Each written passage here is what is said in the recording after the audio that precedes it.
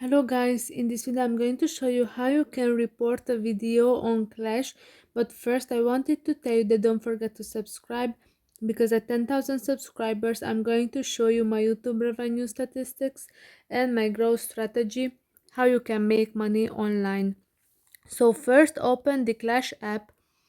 After that, if you see a video and you want to report it, you have to click on that paper airplane icon. Click on that and you can see that the first option is report, and now it will ask you why are you reporting this video. You have to select one of these things, and after that you have to click on the report and then you are done.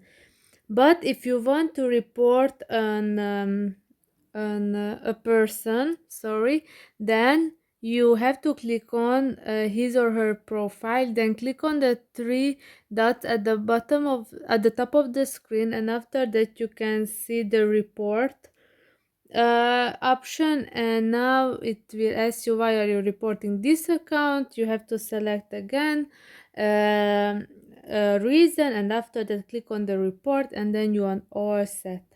I hope this video was helpful for you. If yes, please consider subscribing, and see you in the next one. Bye bye.